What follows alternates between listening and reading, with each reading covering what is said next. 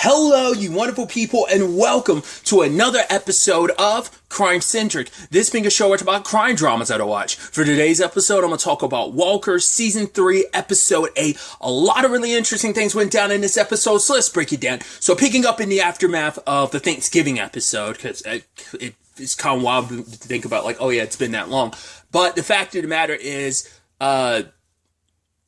picking up with Abby's circumstances, we find out after the doctors examine her, she's going to be okay. There's no going to be any lasting effects, but she had basically a mini stroke, which is scary because I'm sure there's obviously Bonham looks into it a little bit later on, but it's one of those things where it's like, we're going to do everything we can to mitigate something like that from ever happening again. But I'm like, I don't know if, like, even medically speaking, maybe I'm confusing that with like an aneurysm or something like that, where it's just kind of like, maybe there is, I'm not a medical person, so I don't know the ins and outs of like what can lead. I mean, they kind of talk about it a little bit in the episode, but I'm like, I don't know how much you can prevent something like that. I mean, I'm sure you can lessen the chances of it, but I don't know if it's like 100% preventable or not. Either way, obviously it was a scary thing, and especially considering at this point where some of the family's kind of fractured right now. Obviously Stella and August have their beef right now. It puts Cordell's in kind of an awkward place with all of his kids right now. That also puts Bonham's definitely not in the August camp right now after the way he talked about Abby last episode. So it's just a lot right now, but obviously right now that kind of means nothing. Right now it's like, let's focus on Abby, and obviously it scares Bonham the way she's talking about, like, oh, remember like our first date, it's like first time we ended up in the hospital. She was like, no, it was like back when we were dating. So even before we even got married or anything, like even before Cordell was born, it's like, you were trying to cook me spaghetti and the meatballs were undercooked. And he was like, why are you talking about the past like we don't have a future? She's like, no, like I just wanted you to know, like, I love you and I love the time that we spent together. But Bonham I mean, that's enough to, considering the circumstances, enough to make anyone be like, whoa, stop talking about the past. Like when you people get a little reminiscent about the past like that, you're kind of like, no, you act like you're on death's door. We got plenty of life ahead of us. Don't be thinking like that. And it's actually really sweet when you see Bonham like trying to get rid of all the stuff that's got sodium in it at the house. He's like, oh, here's your Ted's, basically compression socks, which I'd never heard the term Ted's before. I'd always just known like, hey, compression socks.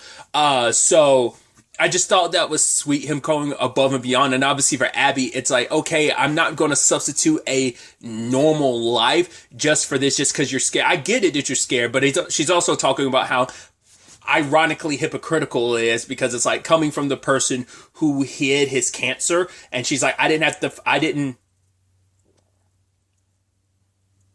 find out about it until I was literally had a gun pointed at my head, until it's when I found out about your circumstances. So, but it's like, it is really sweet because Bonham is kind of like, he tends to not wear his heart on his sleeves. And this is one of those episodes where he is. I mean, it's understandable. The woman, the love of your life, you feel like, oh, this is a scary situation. And it kind of, I mean, they've had situation after situation really kick in about mortality. And now it is a circumstance now, especially because Abby's like, right, we haven't revisited the will conversation in a while. Like, we haven't updated in a long while. We've got more stuff. We've got grandkids now too. So that has to be, it's like my mom's jewelry. I wanted to go to Stella, the piano, obviously to August. And he's like, I'm not about to have this conversation with you right now. It's like, because it makes it too real when you have that conversation. I mean, I get it. Like, I think those conversations come up from time to time with my mom, not as much with my dad, but definitely with my mom. And it's just kind of like, I don't like having those conversations. It's kind of the sad reality of it, but it's still that thing of like, yeah, you got to kind of be prepared, like in case something does happen. And just like I said, I don't like having those conversations. So I get it. I mean, obviously that's coming from like a child and parental point of view. This is between a couple, so obviously the circumstances are like, obviously the dichotomy is different, but still. And obviously she's asking him to also ease up on August, because August did apologize, because he was beating himself up about the whole thing, which, Abby's like, no, you're a good kid. I know you're just a little lost right now. I know you didn't even mean what you said. Because she's like, wait, you think you're the reason why I had a stroke? Because he was blaming himself, being like, yeah, like me saying all that. Obviously it was a complicated Thanksgiving. I'm sure none of that helped, but still. In the long run though, it's like, right, ease up on August. And he's like, fine, I'll ease up on August, but I'm not going to Like, don't ask me to kind of talk about a will because I'm just not ready for that. But then later on, he has Liam help him prepare a meal like this, kind of like that. I figured as much. I was like, well, you have Liam here, so it must be like spaghetti again. And he's like, yeah, some low sodium like marinara and some very like whole wheat noodles or something. And he's like, oh, also Liam's the one that cooked the meatballs this time, so everything should be fine. So. But it was a beautiful thing of like, he's like, right, I do recognize I did kind of go a little above and beyond, but I just I just it's love that motivated everything. So I just thought that was really sweet. So he is willing to revisit the conversation about the will and everything. So at the same time, all this is going down. Abby does want to talk to her brother Willie and ask Cordell to take August and Stella with him, but yeah, that was going to be kind of a complicated situation regardless. It kind of figured as much, but it turns out that's what Abby was hoping for. She was hoping this little trip. She probably wasn't banking on the William thing. She wasn't. It was more so like, hey, I hope that this trip would be good for August and Stella, because that had come up before. Abby's talked about her relationship with her brother. We learned about like the ins and outs of what happened when she talked to James last episode, but she had already previously brought that up to Stella when she already saw like the writing on the wall of like how bad things were between August and Stella. And obviously on this road trip they were still at each other's throats, this and that, and back and forth. And it's like August is trying, but it's like they can't help themselves, or like, because they are like it's for August, it is a thing of, yes, he's upset with himself and he's kind of lashing out at everybody and he's trying to like change, but for him it's like, Stella's not giving me the time of the day. It's understandable. Why? Because she got so much grief from her dad for so long because of you, and now it's like, oh, we're supposed to all be honky dory. So it's like, okay, you two get out. How long are we going to be walking? The bed and breakfast is about 3 miles away, so it's like, wow, had them walk all the way there. And I love when they got there, the guy there was kind of like, no vacancies, Lucy and your dirty Linus. I was like, what? It wasn't the Lucy I didn't get at first. I was like, Lucy? I'm like, what is that? And he mentioned Linus. I was like, oh, peanuts, the peanuts. I was like, okay. It took me a second because I was like, what? And then later on,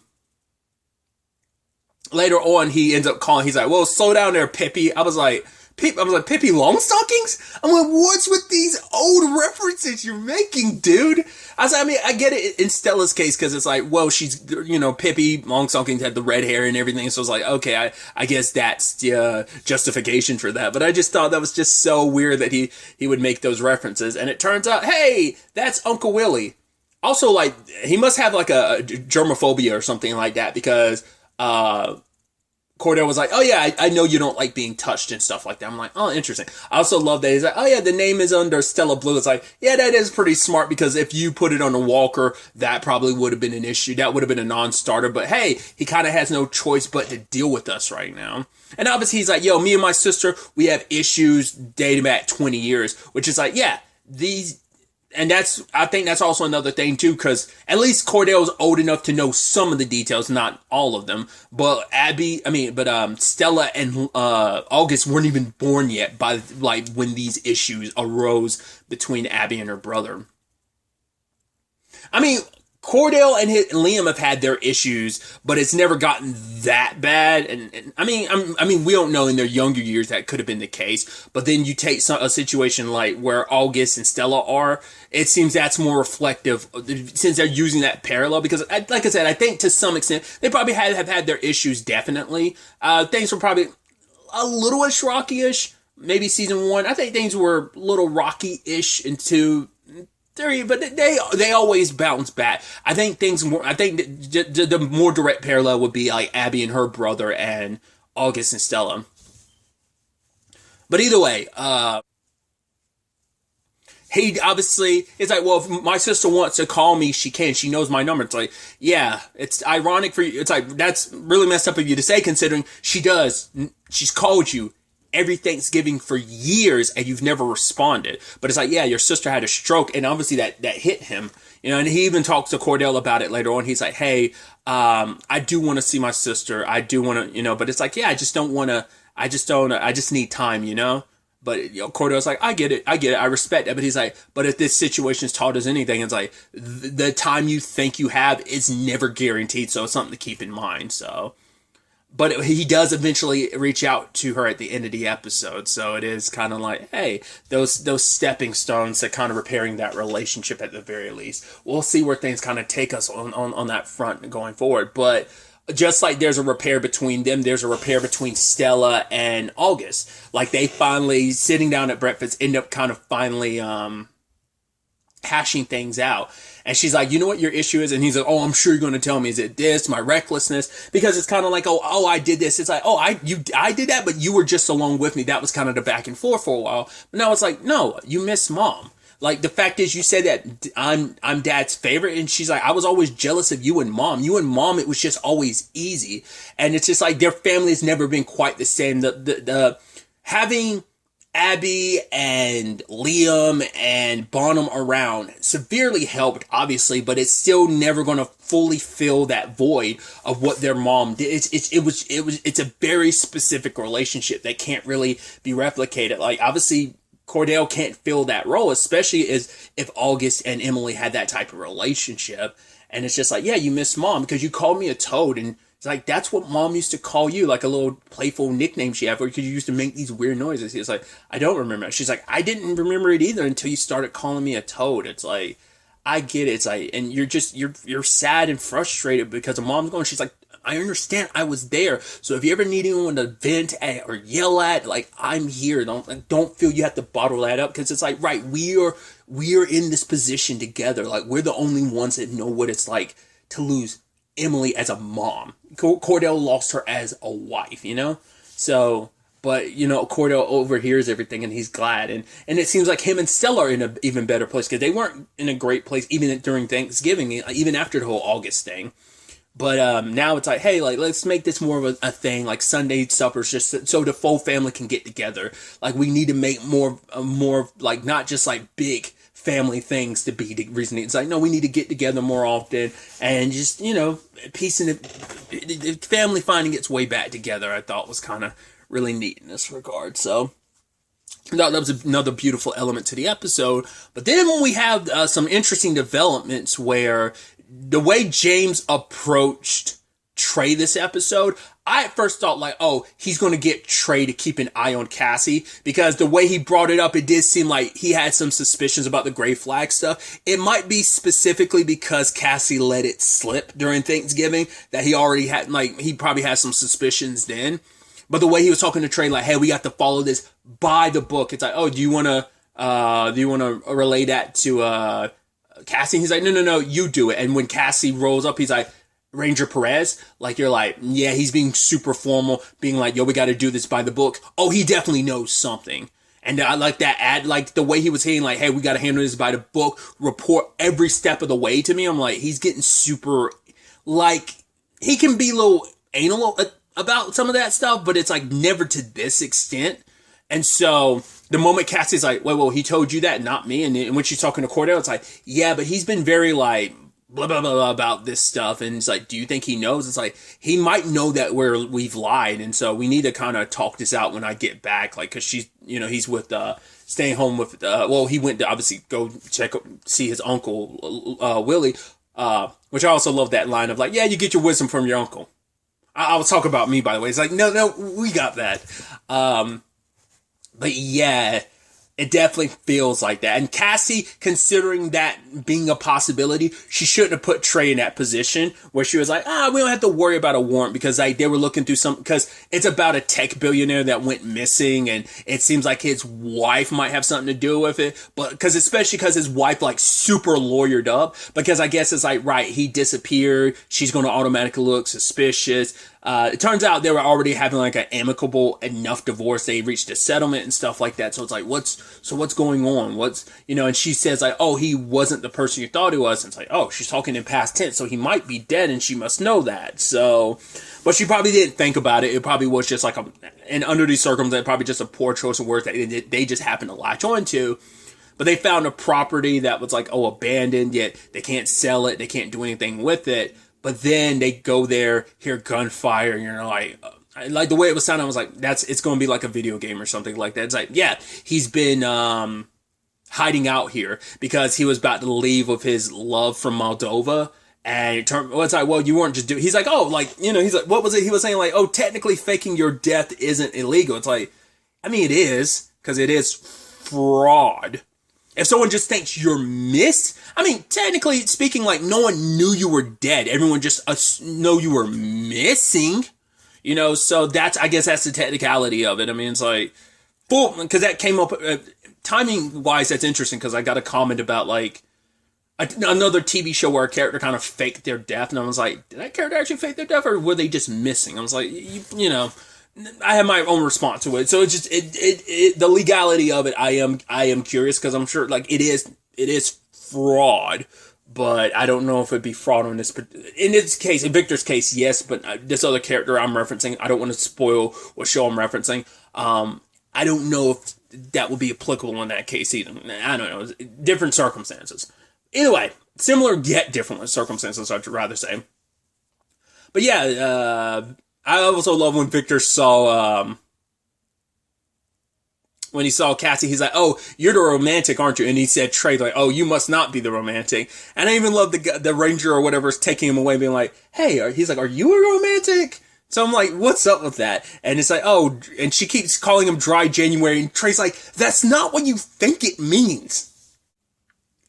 I had actually never heard the term Dry January before until this episode. I was like, I've never heard that term before.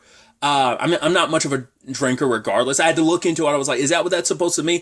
You're supposed to traditionally like abstain from like alcohol for the entire month.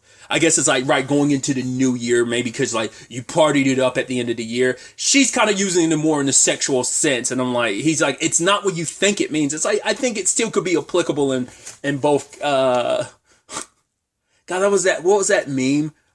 There's no nut November, destroy your dick December, and jerk it for Jesus January. Oh God. That meme is stuck in my head just because of that. Regardless. I mean, is that even just a full-blown meme, or is that just like a one video thing? I don't know if there are multiple. I'm just referencing one specific video where some dude was saying that, and I don't know if that's a full-blown meme or not, or whether it's just like a one-off joke thing. I don't know. Either way. But yeah, when this case was settled, dude, James went in on Trey. And it's like, yeah, they had probable cause. Like, for one, it's not like, I mean, yes, they should have, like, because even Trey was like, oh, we're going to need a warrant to search a place. She's like, it's fine. We're just going to see whether or not the place is, like, under any other circumstances, James would have been like, fine, whatever. He wouldn't have gotten so aggro about it. But because of everything going on, he basically, and he was even telling, he's like, am I talking to you, Perez? No, so shut up. It's like, yo, he never talks to anybody like that. And it's just like, wow, that sucked. And he's even telling Trey, like, oh, maybe I made a mistake making you a ranger. And it's just like, right. Like, I don't know whether it's this gray flag thing. It has to be, or something.